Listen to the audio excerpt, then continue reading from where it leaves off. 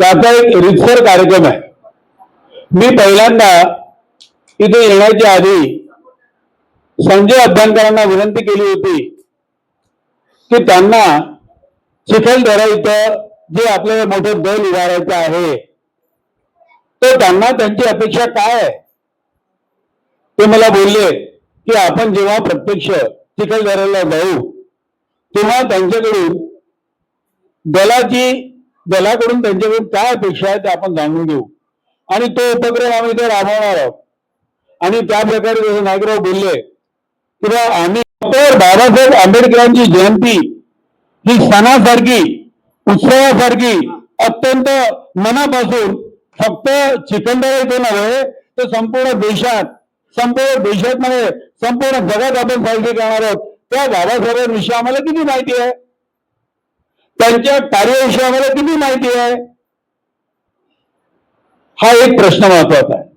दुसरं, आम्हाला समता सैनिक दल इथे स्थापन करायचं आहे आणि ते समता सैनिक दल अत्यंत मजबूत निष्ठावान डॉक्टर बाबासाहेब आंबेडकरांची चळवळ हे पुढे आम्हाला तयार करायचं आहे. त्या समता सैनिक दलाविषयी आम्हाला काय माहिती आहे,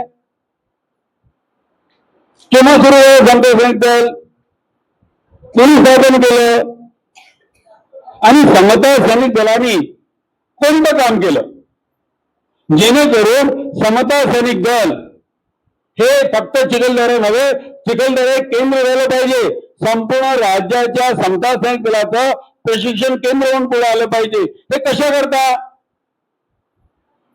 जर समजा तुम्हाला बाबासाहेब आंबेडकर माहित नसतील, त्यांचं कार्य माहित नसेल, समता सैनिक दल माहित नसेल तर मग या शिबिरात तुम्ही आलात आणि तुम्ही बाबासाहेब आंबेडकरांच्या विषयी जर तुम्हाला माहिती नसेल तर हे शिबिर यशस्वी होईल काय.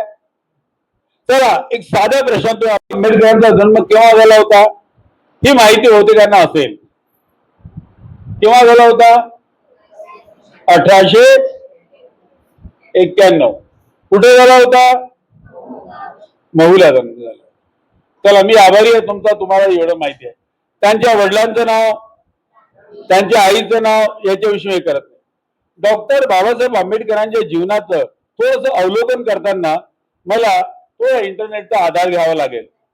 डॉक्टर बाबासाहेब आंबेडकरांचं शिक्षण हे कुठे झालं हे आपण बघूया. त्यांनी मॅट्रिक झाले बाबासाहेब, आपण चळवळीविषयी नंतर बोलू. बाबासाहेब मॅट्रिक कोणत्या साली झाले आणि कुठून झाले मी सांगतो, माहिती देतो. 1907 साली ते मॅट्रिकची परीक्षा पास झाले एल्फिस्टन हायस्कूल मधून. एल्फिस्टन हायस्कूल मधून डॉक्टर बाबासाहेब आंबेडकर मॅट्रिकची परीक्षा पास झाले. एल्फिस्टन कॉलेज मधून 1912 साली त्यांनी मुंबई विद्यापीठातून BA ची डिग्री घेतली. अशा याच्याकरता कारण की बहुतेकांना बाबासाहेब आंबेडकरांचा परिचय हा अल्पसा तरी असला पाहिजे.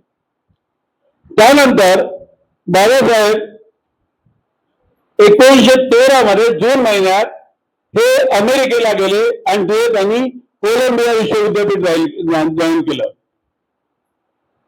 त्याच्यानंतर त्यांना MA ची डिग्री इकॉनॉमिक्स मध्ये 1915 साली मिळाली. 1916 साली त्यांना PhD म्हणजे पहिली डॉक्टरेट मिळाली. आता इथपर्यंत हा जीवन प्रवास तुम्हाला माहिती आहे. त्यानंतर 1918 ते 1920 या कालावधीमध्ये ते सिडेनहॅम कॉलेजमध्ये प्राध्यापक म्हणून काम करायचे. आता हा झाला त्यांच्या जीवनाचा परिचय. 2 भाग याच्यातले महत्वाचे राहिले. त्यांचं लग्न कोणाबरोबर झालं, रमाई बरोबर. केव्हा झालं तेही तारीख आपल्याकडे आहे. त्यांच्या जन्माची जी तारीख आहे आणि त्याचबरोबर केलं त्यांनी पहिला पेपर काढला. त्या पेपरचं नाव माहित आहे, लोकनायक. केव्हा काढला, 1920 साली काढला. का काढला, बघा जयंती आता साजरी करणार होत आपण, आणि बाबासाहेबांच्या जीवनाविषयी आपल्याला थोडीशी माहिती मिळवायची आहे. त्यांनी मूक नाईक पेपर काढला, माहिती आहे सगळ्यांना. का काढला? कारण असं आहे, 1919 मध्ये भारतामध्ये कमिटी आली. आता हे प्रश्न तुमच्या आमच्या जीवनाशी संबंधित आहेत. त्यामुळे बाबासाहेब समजून घ्यायचा असेल, 1920 साली 1932 पर्यंत बाबासाहेब हे महापुरुष म्हणून प्रसिद्ध होते काय? ते तुमच्या आमच्यासारखे सामान्य व्यक्ती होते. जेव्हा आपल्या भारत ते गोलमेज परिषदेत गेले, त्यांनी जे तिथं मोठं कार्य केलं, तेव्हा ते लोकांना परिचित झाले. पण 1920 मध्ये बाबासाहेबांनी पेपर का काढला? बाबासाहेबांना समजून घ्यायचं असेल की बाबासाहेब काय होते, हे जर तुम्हाला समजून घ्यायचं असेल तर बाबासाहेबांच्या जीवनातल्या प्रमुख घटना माहीत पाहिजेत. 1919 मध्ये भारतामध्ये साऊथ ब्युरो कमिटी नावाची एक कमिटी आली आणि ते म्हणाले की आम्ही भारताला स्वातंत्र्य देणार आहोत. म्हणजे भारताला आम्ही हळूहळू स्वातंत्र्य देणार आहोत. म्हणजे काय करणार आहोत? याचा अर्थ असा की इथले आमदार, खासदार, मंत्री हे कोण असतील? भारतीय असतील. पूर्वी इंग्रजांचं राज्य होतं, गव्हर्नर जनरल होते आणि तिथं आता आम्ही भारतीय लोकांची विधान परिषद बनवू आणि तिथं भारतीय लोकांच्या हाती आम्ही कारभार सोपवू. हे साऊथ ब्युरो कमिटीचं काम होतं. आणि त्या साऊथ ब्युरो कमिटीमध्ये बाबासाहेबांनी त्याच्यावरचा कविता लिहिला. इतिहास फार मोठा आहे, पण लक्षात ठेवा, साऊथ ब्युरो कमिटी म्हणायची आम्ही भारतीयांना सत्ता सोपवू. मग त्या सत्तेमध्ये जे त्या काळचे अस्पृश्य लोक होते, ज्यांना लोक हात लावत नव्हते, ज्यांना पाणी देत नव्हते, ज्यांना शाळेत जायची अनुमती नव्हती. तुम्ही आता जरा शांत राहाल का? जर समजा तुम्हाला पाणी प्यायची अनुमती नव्हती, शाळेत जायची अनुमती नव्हती, देवळात जाण्याची अनुमती नव्हती, मग तुम्हाला ते सत्ता सोपवणार होते काय? आज तुमचे नगरसेवक आहेत, तुमचे आमदार आहेत, तुमचे खासदार आहेत. मग तुम्हा लोकांना ज्यांना घरात यायची अनुमती नव्हती, लोकांच्या सड्यावर यायची अनुमती नव्हती, तेव्हा तुम्हाला सत्ता मिळाली असती काय? आणि म्हणून 1919 मध्ये पहिल्यांदा डॉक्टर बाबासाहेब आंबेडकरांनी साऊथ ब्युरो कमिटी पुढे हे मांडलं की जेव्हा तुम्ही भारताला स्वातंत्र्य द्याल तेव्हा या अनुसूचित जाती, आता आपण शुल्कात म्हणतो तर अस्पृश्य म्हणायचे, यांनाही सत्तेमध्ये सहभागी करा. बाबासाहेब समजून घ्या पहिल्यांदा. आज तुम्हाला सगळ्या सवलती मिळाल्या, तुमचे आमदार खासदार झाले, तुम्हाला पदे मिळाले. आज तुम्ही विसरून गेले की 100 वर्ष आधी तुमच्या आई बापांना, तुमच्या आजी आजींना सर्वसामान्य सडकेवर चालायची अनुमती नव्हती. विसरले इतक्या लवकर? बाबासाहेब समजून घ्या पहिल्यांदा. बाबासाहेब डोक्यात घ्या, डोक्यावर नाही, डोक्यात घ्या. अरे ज्या वेळेस तुम्हाला पाणी पिण्याचा अधिकार नव्हता त्यावेळेस बाबासाहेबांनी हक्क मागितला की आमच्या लोकांना या देशाचं जे स्वातंत्र्य मिळेल त्या स्वातंत्र्यामध्ये यांनाही सत्तेमध्ये सहभागी करा. मी मला सांगितलं त्यावेळेस बाबासाहेब सीडीएम कॉलेजमध्ये होते. सीडीएम कॉलेज सरकारचं होतं. बाबासाहेब सरकारी नोकर होते. बाबासाहेब म्हणाले की मला या सरकारी समिती पुढे निवेदन द्यायचं आहे. सरकार म्हणाले नाही भीमराव, तुम्ही सरकारी नोकर आहात, तुम्हाला सरकार समोर निवेदन देता येत नाही. आताही सरकारचे नोकर आहोत ना आम्ही एकच नोकर होतो सरकारचे. आम्ही सरकारच्या विरुद्ध बोलू शकत नव्हतो. मी जेव्हा सरकारी नोकर होतो तेव्हा मी निवडणुकीत उभं राहू शकत नव्हतो. आजही तुमचे जे सरकारी नोकर आहेत ते निवडणुकीत उभे राहतात काय? सरकारी नोकरीवर, जेव्हा सरकारी नोकरीवर तुम्ही आहात भीमराव, तुम्हाला उभं इथं या समिती पुढे आपल्या लोकांकरता सत्ता मागता येणार नाही. आणि मग बाबासाहेब म्हणाले काही असो, पण जर माझ्या लोकांच्या हाती सत्ता आली नाही, त्यांना सत्तेत सहभाग मिळाला नाही, तर आमच्या समाजाची दुःख दूर होणार नाही. ते आग्रहाने गेले, त्यांनी लोकांचा रोष पत्करला, सरकारचा रोष पत्करला आणि साऊथ ब्युरो कमिटी पुढे पहिल्यांदा निवेदन मांडलं की या ज्यांना अस्पृश्य समजलं जाते त्यांना सत्तेमध्ये सहभागी करा. तुमच्या उत्कर्षाची सुरुवात जी आहे ती तिथून पासून आहे. 1920 मध्ये त्याच्यापासून सुरुवात आहे तुमची. आणि बाबासाहेबांची जयंती सगळी साजरी कराल, पण बाबासाहेबांचा इतिहास बाबासाहेबांनी कसं केलं हे मात्र माहित नसेल. हा एक फार मोठं त्याला आपण हे दुःख आहे आमचं. आणि मग जेव्हा बाबासाहेबांनी तो खलिता मांडला त्याच वेळेस शाहू महाराजांना कळालं की हा अस्पृश्यांमधला एक माणूस हा महत्वाचं काम करतो आहे. तेव्हा त्यांनी मदत केली आणि बाबासाहेबांनी मूक नायक नावाचा पेपर काढला.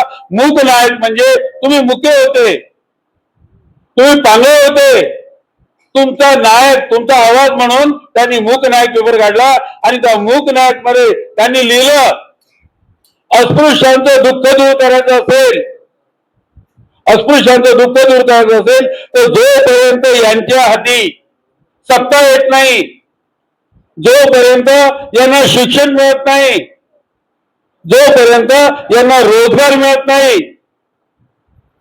तोपर्यंत या समाजाचा उत्कर्ष होणार नाही. आणि म्हणून ते सांगण्याकरता मूक नायक काढलं. 1920 मध्ये मूक नायक काढलं हे आपल्यापैकी बहुतेकांना ठाऊक आहे. पण जेव्हा त्यांना विचारलं की बाबा मूक नायक कशा करता, तर तुमच्या हाती राजकीय सत्ता यावी, तुम्हा लोकांना नोकरी मिळाव्या, तुम्हा लोकांना शिक्षण मिळावं याकरता बाबासाहेबांनी मूक नायक काढलं. हे 1920 मध्ये झालं. त्याच्यानंतर एक देशामध्ये युद्ध सुरू झालं. कसं इंग्रज जाणार, भारतीय लोक सत्तेवर येणार. मग ही सत्ता कोणाच्या हाती असावी? भारताचा जो इतिहास आहे आज जो बदललेला इतिहास आहे. आम्हाला जे 4 दिवस चांगले आलेले आहेत ते आम्हाला 4 दिवस चांगले आले म्हणून आपण उत्साह करतो, पण आमच्या मागेच्या पिढीने बाबासाहेबांनी काय केलं हे विसरून जातो. 1920 नंतर मग सायमन कमिशन आलं. त्यांनी भारतातल्या लोकांना आम्ही क्रमाक्रमाने सत्ता देऊ असं म्हटलं आणि त्याच्यासाठी मग त्या सायमन कमिशन पुढे बाबासाहेबांनी निवेदन दिलं की शेड्यूल कास्टला म्हणजे या अस्पृश्यांना सुद्धा राजकीय सत्तेत सामावून घ्या. नाही ऐकलं बाबासाहेबांचं. बाबासाहेबांनी संघर्ष केला आणि 1925 मध्ये बाबासाहेबांना मुंबई जे आपलं त्यावेळेचं लेजिस्लेटिव्ह काउन्सिल होतं त्यांची नेमणूक झाली. मग नंतर एक लढाई सुरू झाली आणि त्या लढाईचा पहिला महत्वाचा टप्पा होता महाडचा जो धर्मसंग्रह आहे. त्यानंतर 27 मध्ये महाडचा सत्याग्रह आहे. ह्या 2 महत्वाच्या घटना घडल्या. त्याच्यामध्ये आपलं युद्ध सुरू झालं. बाबासाहेबांनी महाडच्या 20 मार्चच्या घटनेला अस्पृश्यांचा स्वातंत्र्य दिवस म्हटलेला आहे. बघा आता तुम्हाला 20 पर्यंत कळलं. समता सैनिकांची स्थापना ही आपण 19-20 मार्च 1927 म्हणून साजरी करतो. कशा करता करतो? आता तुम्हाला बाबासाहेबांचा इतिहास माहित झाला असेल. आता 1920 मार्चला म्हणजे 20 मार्च 1927 ला डॉक्टर बाबासाहेब आंबेडकर अस्पृश्यांचा स्वातंत्र्य दिवस म्हणतात, धर्मसंघर्ष दिवस म्हणतात, महाड क्रांती दिवस म्हणतात. आपण आपला स्वातंत्र्य दिवस हा 15 ऑगस्ट म्हणून साजरा करतो आणि बाबासाहेब म्हणायचे अस्पृश्यांचा स्वातंत्र्य दिवस हा 20 मार्च 1927 आहे. म्हणजे काय? आता थोडासा विचार करा. बाबासाहेबांनी 20 मार्चला तुमचा स्वातंत्र्य दिवस का म्हटला? आपण बहुतेकांना इतिहास माहित नाहीये. बहुतेकांना असं वाटतंय की तिथं 14 तळावर पाण्याचं काहीतरी भांडण झालं. तेवढं नाही झालं. त्याच्या मागेचा एक इतिहास आहे. आम्ही रविवारच्या शाखेमध्ये शाखा घेताना एक प्रश्न विचारला की बा आमच्या अस्पृश्य समाजामध्ये कोणते कोणते संत झाले. अस्पृश्य समाजात संत झाले? कोणते कोणते संत झाले? 3 संतांना बाबासाहेब आंबेडकरांनी त्यांचा एक ग्रंथ समर्पित केलेला आहे. 3 संत. संत तोखामेळा नाव ऐकलं? संत तोखामेळा ऐकलं? एक संत. संत रविदास नाव ऐकलंय? संत नंदनार तुम्ही ऐकलं असेल. तुम्ही ऐकलं नसेल नाव, दक्षिणेमधले संत नंदनार. आणि या 3 लोकांना बाबासाहेबांनी आपला ग्रंथ समर्पित केला. चोखामेळा कसा मेला माहित नाही आपल्याला. चोखामेळा आमचे संत होते, आम्हाला माहित नाही. मंगळवेढ्याच्या जेव्हा किल्ल्याचं काम सुरू होतं आणि तिथल्या राजांनी तिथल्या महारांना बेगार म्हणून वापरायचे, फुकट सर्व्हिस. आणि त्या किल्ल्याची भिंत बांधताना चोखामेळा हा त्या भिंतीखाली दबून मेला. कारण त्यावेळेस महारांना घेऊन जायची जबरदस्ती आणि काम करवायचे. त्यानंतर संत रविदास, मीराबाईचं नाव ऐकलं सगळ्यांनी. तिचे गुरु होते, पण शेड्यूल कास्ट म्हणून, अस्पृश्य म्हणून, चांभार म्हणून त्यांना जी अत्यंत अपमानास्पद वागणूक मिळाली. एवढा मोठा संत, पण संत रविदासाला वाईट वागणूक मिळाली. नंदनार दक्षिणेतला मोठा संत, हा मोठा संत एवढा मोठा शिवभक्त होता की त्याच्या शिवभक्तीच्या गाथा स्रोत हे इतके फेमस व्हायचे की तिथल्या ब्राह्मणांना लाज वाटायची की हा नंदनार नावाचा हा शेड्यूल कास्टचा संत हा एवढा मोठा भक्त आहे. त्याला जाळून मारलं आणि सांगितलं, तुम्हाला तुकारामाची कथा माहिती आहे की बा त्याला इंद्रायणच्या डोळ्यात बुडवलं आणि सांगितलं की पुष्पक विमान घेऊन गेलं. तुमच्यातले जे संत होते, मोठमोठे संत, त्यांची अशी गत केली आहे समाज व्यवस्थेने. म्हणजे संतांना जाळून मारणं, संतांना किल्ल्याच्या खाली दाबून मारणं आणि मोठमोठ्या संतांना अस्पृश्यता पाळणं. मग तुमच्या बापदादेशील काय वागत असतील ते? तुमच्या बापदादेशील कसे वागत असतील? तुम्हाला गावातल्या विहिरीवर पाणी भरायचा हक्क होता, शाळेत जायचा हक्क होता, देवळात जायचा हक्क होता. मग हे काहीही तुम्हाला नव्हतं. मग तुम्ही पारतंत्र्यात होते की नाही? तुम्ही गुलामीत होते की नाही? मग 20 मार्चला काय घडलं? 20 मार्च 1927 ला असं घडलं. बाबासाहेब 14 तळाला एक परिषद झाली. त्याच्याविषयी वेळ होईल म्हणून मी तुम्हाला जास्त त्यात हे करत नाही. आणि त्यावेळेस 20 मार्चला बाबासाहेबांनी 14 तळाचं पाणी हाती घेतलं आणि एक पाणी बंदीची रूढी मोडली. अस्पृश्यांना पाणी पिऊ देणार नाही. बाबासाहेबांचं जीवनचरित्र यांनी वाचलं असेल, गोरेगावचा प्रसंग यांनी वाचला असेल, वेटिंग फॉर विजा त्यांनी वाचला असेल, तेव्हा तुम्हाला लक्षात येईल की बाबासाहेब लहान असताना जेव्हा बापाला भेटायला गोरेगावला जात होते तेव्हा नदीमध्ये जे सडकं पाणी होतं, गाईचं शेणमूत होतं, ते पाणी पिण्याकरता त्यांना त्या गाडीवाल्याने भाग पाडलं होतं. मग 14 तळावर जेव्हा गेले आणि ते म्हणाले की बा हे 14 तळ हे सार्वजनिक आहे, लोकांचं आहे, महानगरपालिकेचं आहे, आम्ही इथलं पाणी पिऊ, तेव्हा बाबासाहेबांना त्यावेळेस त्या लोकांनी अनुमती दिली काय? त्यांनी जेव्हा बाबासाहेबांनी त्या तलावातलं पाणी हाती घेतलं, त्याचबरोबर त्या महालचे सवर्ण लोक हे लाटा घेऊन, विशेषतः त्याच्यामध्ये ब्राह्मण आणि गुजर होते, ते लोक येऊन बाबासाहेब ज्या समिती समोर जिथं होते परिषदेत तिथं गेले आणि तिथं म्हणायला लागले की भीमराव, तुम्ही 14 तळाच्या पाण्याला हात लावून अस्पृश्यतेची रूढी मोडली आहे, पाणी बंदी मोडली आहे. आता आम्ही तुमची डोकं हे सडकून काढू, आम्ही तुम्हाला ठोकून काढू.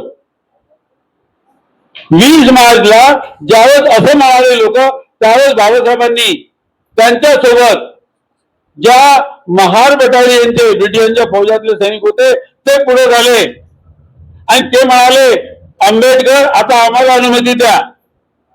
यांनी आपल्याला मारायचं ठरवलंय. आम्ही सैन्यातले लोक आहोत, आम्ही ब्रिटिशांकडून लढलो, आम्ही कोरेगावचं युद्ध केलं.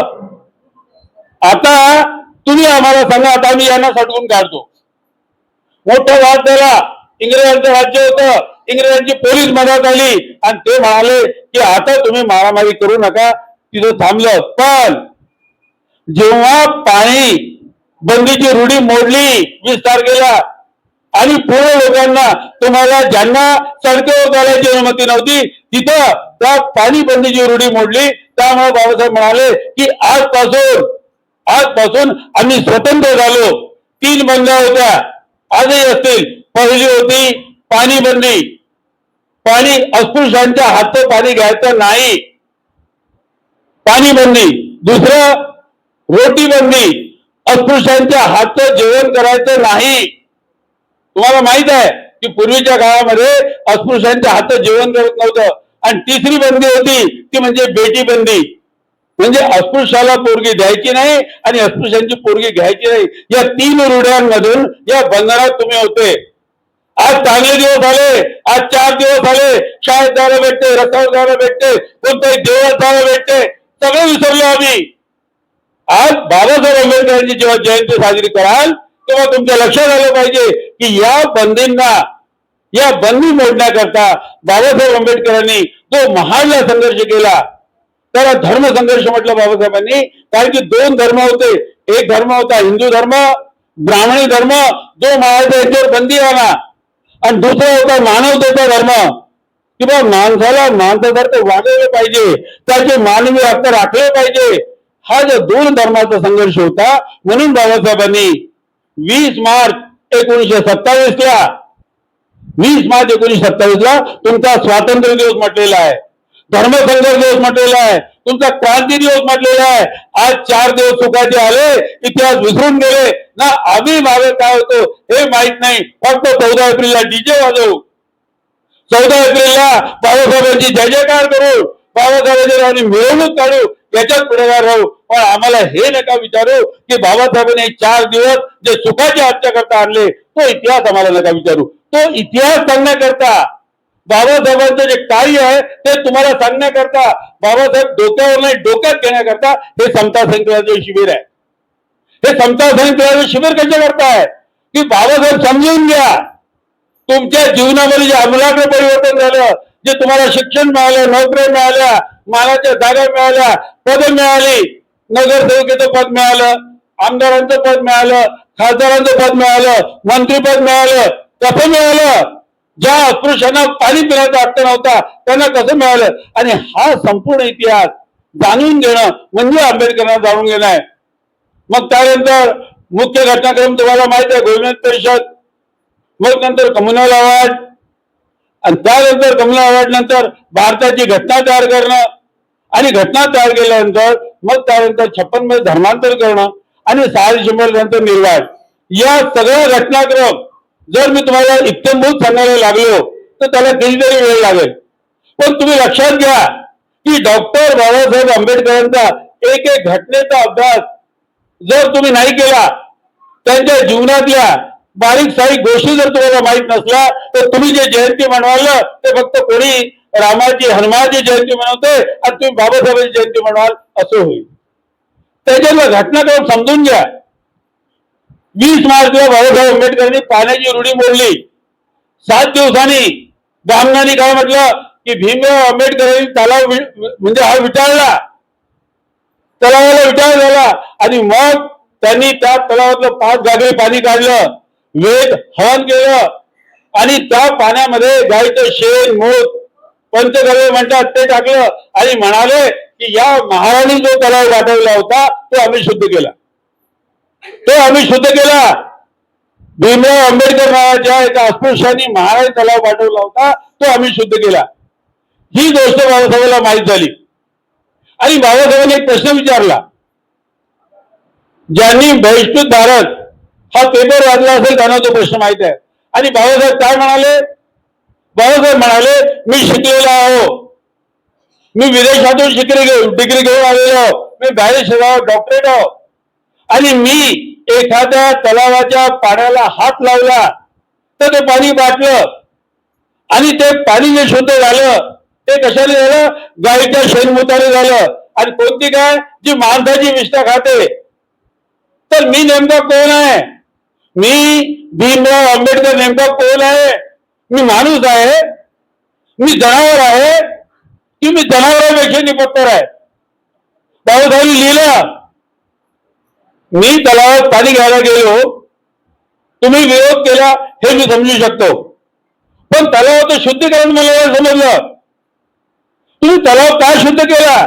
मी माणसासारखा माणूस आहे, शिकलेला आहे, आणि एका शिकलेल्या माणसाने तलावाच्या पाण्याला हात लावलं तर ते तलाव वाटते. तो माणूस म्हणून मी कोण आहे?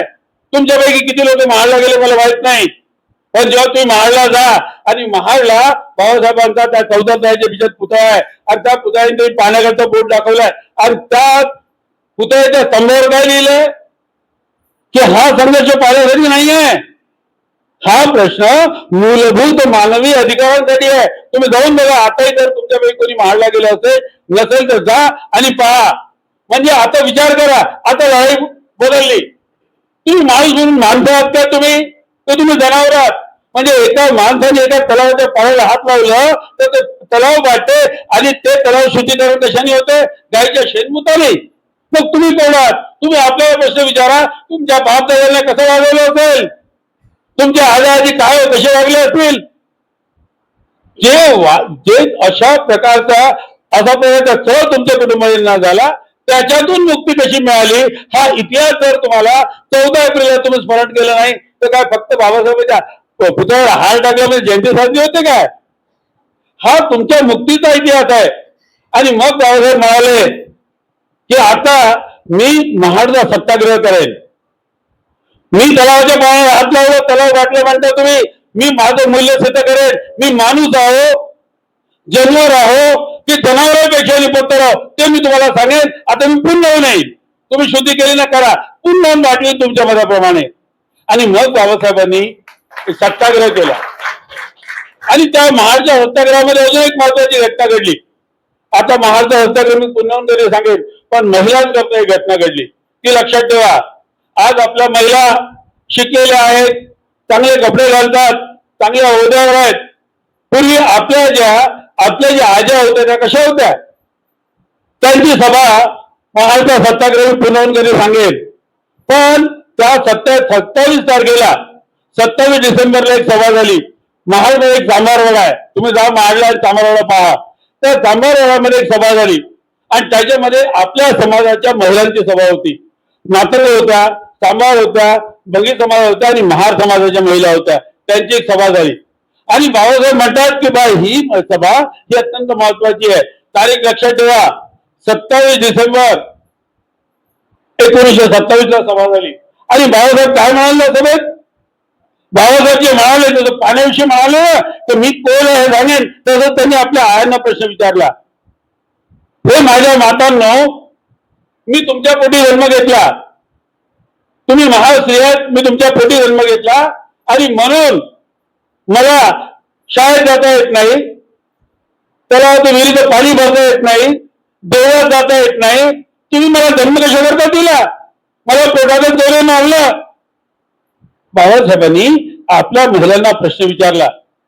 जर समजा तुमच्या पोटी जन्म घेतला आणि तुमच्या पोटाला आलो म्हणून समाज अशी माझी विडंबना करते, समाज माझ्याशी असं वागतंय, तर कशाला जन्म दिला? मारून टाकायला पाहिजे त्यावेळेला पोटात. जर समजा उद्या तुमच्या पोरांनी जर हा तुम्हाला प्रश्न विचारला असता, आज अस्पृश्याची रूढी नष्ट झाली, पण जर तुम्हाला प्रश्न विचारला असता की आई तुझ्या पोटी जन्म घेतल्यामुळं असं जर अपमान मला सहन करावं लागते तर काय करणार? त्यावेळेस बाबासाहेबांनी महिलांना एक सांगितलं, आज तुम्ही ते अस्मितेचं, तुम्ही आपल्या स्वाभिमानाचं बोलता की बाबासाहेबांनी आम्हाला स्वाभिमान दिला, त्याच्या मागेचा घटनाक्रम हा आहे. या बाबासाहेबांच्या जीवनातल्या या ज्या सगळ्या घटना आहेत, तुमचा मुक्तीचा संघर्ष आहे, हा मुक्तीचा संघर्ष तुम्हाला माहीत व्हावा, हे बारकावे तुम्हाला माहीत व्हावं, याच्याकरता समता संघर्ष शिबिर आहे. तर मग अनेक आपल्या समाजाचा जो उत्कर्ष झाला, आज आपल्याला 2 दिवस चांगले आले, त्याच्या मागे एवढा मोठा इतिहास आहे, तो तुम्हाला क्रमाक्रमाने सांगावा. आणि हे कशा करता? तो याच्याकरता कारण की अजूनही आपला संघर्ष संपला नाही. आज आमचे पत्रकार महोदय आले होते, ते म्हणाले की आज आपल्या समोर नवीन प्रश्न आहेत. आज आपल्या पोरांना काम नाही आहे, आपल्या पोरांना शिक्षण नाही आहे, आपल्या पोरांना नोकरी नाही आहेत, वर्गीकरणाचा प्रश्न आहे, अनेक प्रश्न आहेत. या प्रश्नासाठी जर तुम्हाला तयार व्हायचं असेल तर तुम्हाला तुमचा मागचा इतिहास माहित पाहिजे. जर तुम्हाला मागच माहित नाही तर कुठली उन्नती काय करणार तुम्ही? बाबासाहेब गेले, त्यांनी तुमच्याकरता एक वाट करून ठेवली. त्यांनी जेवढी प्रगती करायची केली, तुम्हाला आरक्षण दिलं, नोकऱ्या दिल्या, सगळ्या बाबतीमध्ये अनेक रूढी मोडल्या, अनेक बाबी केल्या, पण त्यामुळे प्रश्न संपले नाही ना. नव्या पिढीसमोर नवीन प्रश्न असतात आणि त्याच्याकरता तुम्ही तयार झालं पाहिजे. समर्थ सैनिक दल तुम्हाला तयार करेल, तुम्हाला इतिहास सांगेल, तुमचा संघर्ष सांगेल आणि पुढच्या संघर्षाकरता तुमची तयारी करेल आणि त्याच्याकरता समजा केलाय. त्यामुळे मी तुम्हाला विनंती करतो की आज आम्ही हे प्रारंभिक सुरू केलं. याच्यानंतर तुम्हाला थोडक्यात लक्षात आलं असेल की बाबासाहेबांचा संघर्ष हा फार मोठा संघर्ष आहे, तो तुम्हाला समजावा लागेल आणि तुमच्या पुढचा मुक्तीचा संघर्ष काय तोही तुम्हाला समजावा लागेल आणि तुम्हाला हेही समजावं लागेल की बा समता संचल कशा करताय, लाठी काठी ढील कवायत हे कशा करताय, तुम्हाला सैनिकी शिक्षण कशा करताय. सैनिकी शिक्षण करून तुम्हाला गुंड बदमाश बनवायचं नाहीये, तुमच्या संघर्षाकरता तयार करायचं आहे. याच्याकरता ही समता सैनिक दलाची पार्श्वभूमी जी आहे ती जेव्हा तुम्हाला समजेल तेव्हा तुम्ही गावागावामधून शाखा काढाल, वस्ती वस्तीमधून शाखा काढाल आणि तुम्ही मोठ्या प्रमाणामध्ये समता सैनिक यशस्वी कराल. आता मला असं वाटते की आयोजकांनी आता याच्यानंतर जो कार्यक्रम ठेवला असेल तो आपल्या बहुजन अवकाशानंतर होईल. एक टीम आहे, याच्यानंतर अजून एक स्टेशन आपली जी मंडळी ते घेतील, त्यानंतर भोजन अवकाश होईल आणि मग मी कदाचित आज नंतरचं एक स्टेशन घेईल की मी संत हे घेईल. पण मला हे आज तुम्हाला समजावून सांगायचं होतं की 14 एप्रिलला डॉक्टर बाबासाहेब आंबेडकर डोक्यावर नाही घ्यायचा, डोक्यात घ्यायचा.